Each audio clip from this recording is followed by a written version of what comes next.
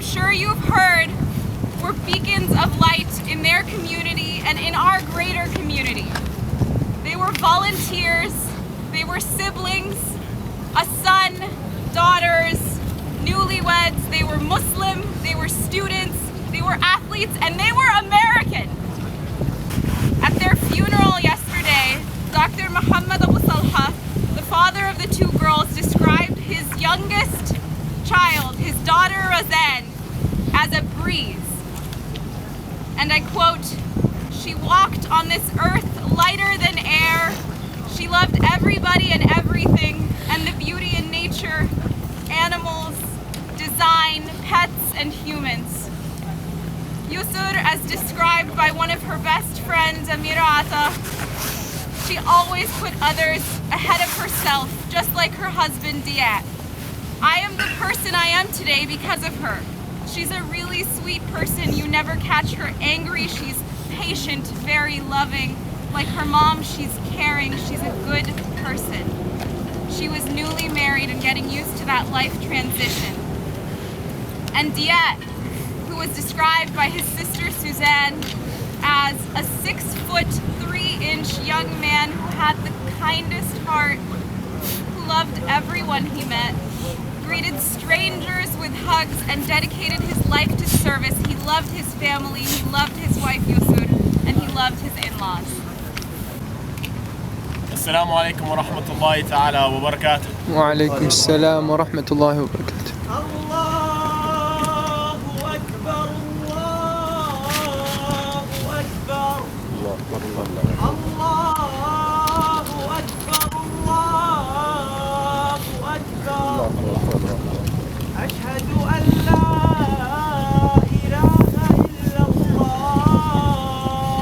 أشهد أن لا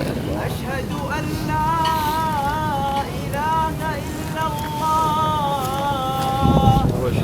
يقول الله سبحانه وتعالى في كتاب الكريم بعد أعوذ بالله من الشيطان الرجيم: يا أيها الذين آمنوا استعينوا بالصبر والصلاة إن الله مع الصابرين ولا تكونوا للذين قتلوا في سبيل الله أموات بل أحياء وأنتم لا تشعرون ولنبلونكم من الخوف والجوع ونقص من الأموال والأنفس والثمرات وبشر الصابرين الذين إذا أصابتهم مصيبة قالوا إنا لله وإنا إليه راجعون أولئك صلوات من ربي ورحمة وأولئك هم المهتدون.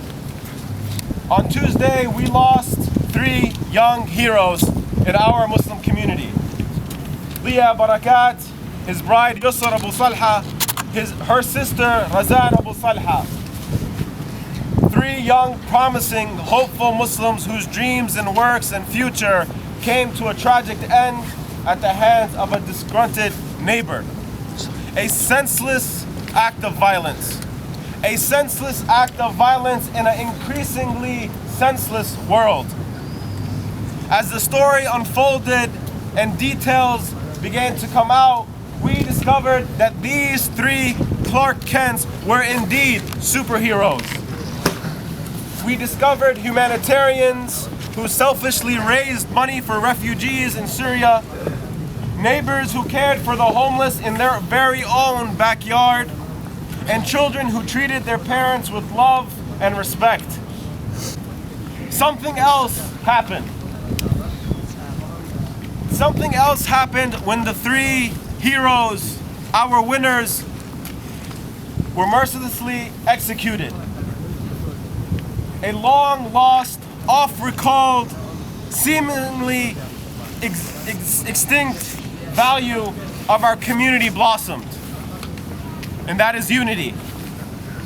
For perhaps for the first time at this level, the Muslims have united across the country, even across the world.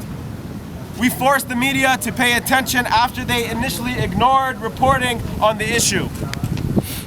On Twitter, the hashtag campaign, hashtag Chapel Hill shootings, became the most tweeted topic worldwide. We raise the awareness of danger of the hateful Islamophobics spewed so carefully in the media. I pray that as our community tastes this fruit of unity, that we crave it more. We crave to work together to build a better world for ourselves, our families, our neighbors, and our community at large. And we realize that only by working together can we truly make a difference. وَاعْتَصِمُوا بِحَبْلِ اللَّهِ جَمِيعًا وَلَا تَفَرَّقُوا. And hold all together in one hand onto the rope of God and do not be divided. Our own time may come. And the question begs to be answered, what type of seed are we planting to leave behind? Will our communities be inspired? Will our families be rightly guided? Will there be charities set up in our names that will continue to reap good deeds for us long after our demise? Undoubtedly, the road ahead will be filled with more tests, trials, and tribulations of all kinds. Just today, we're hearing of news of the fire in Houston, and we begin to question and ask, is this just a coincidence, or is this just another parking dispute?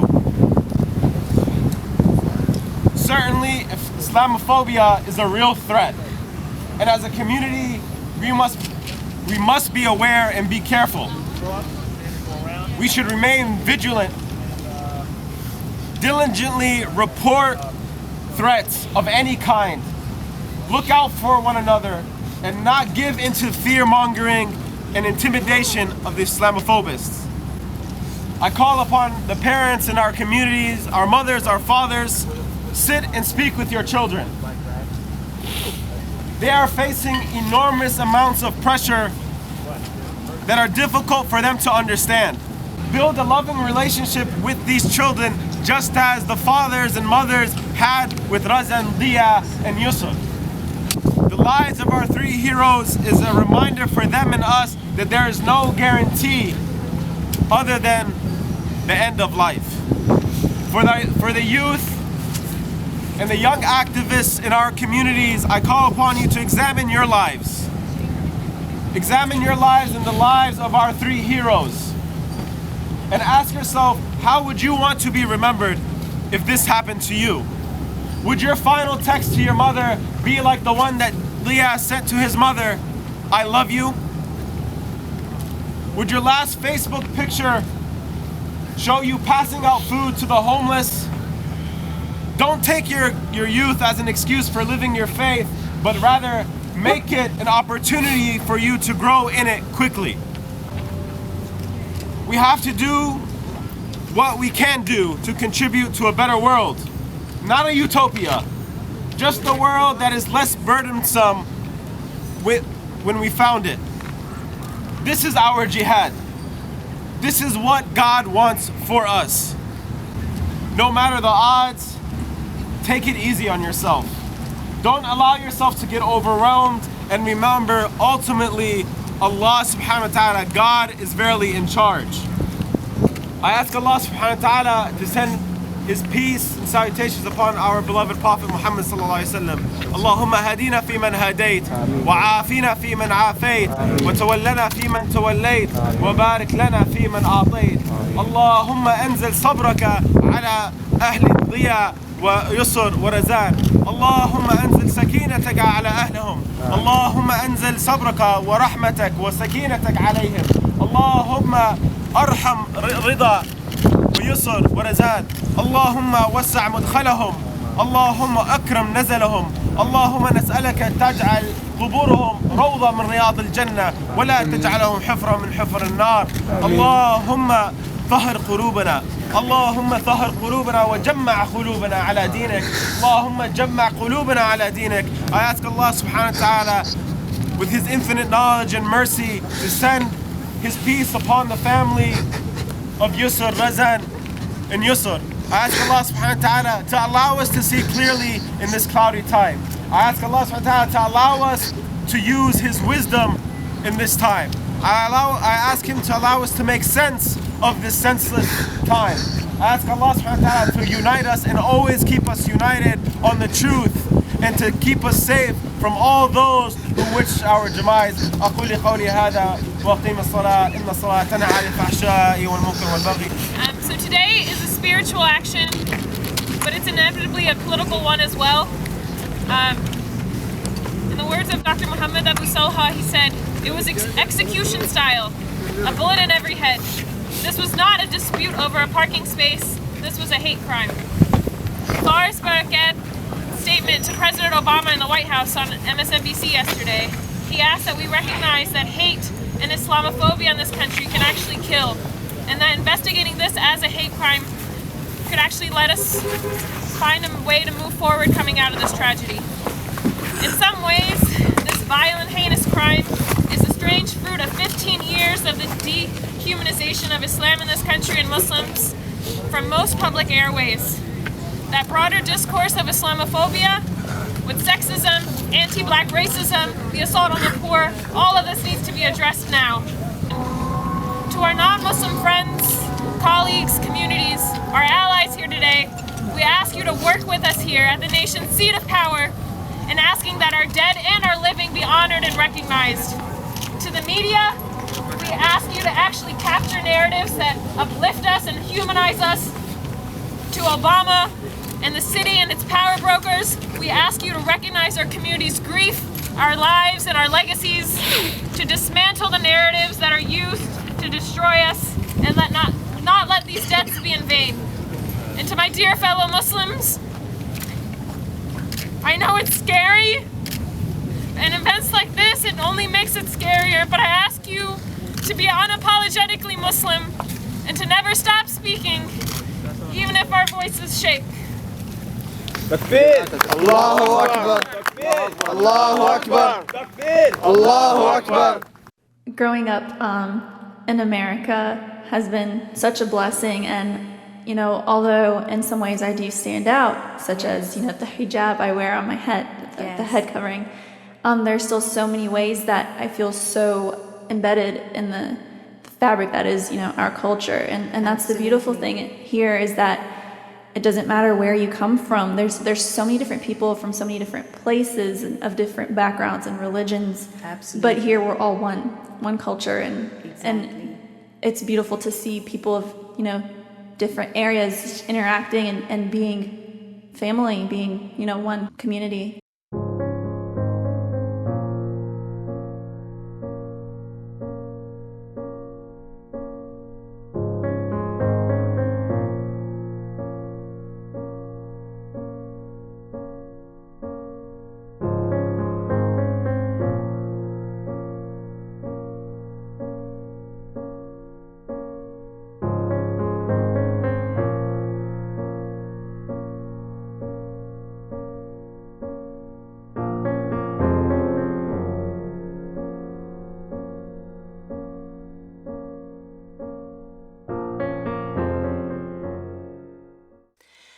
Every day I wake, I feel like crying.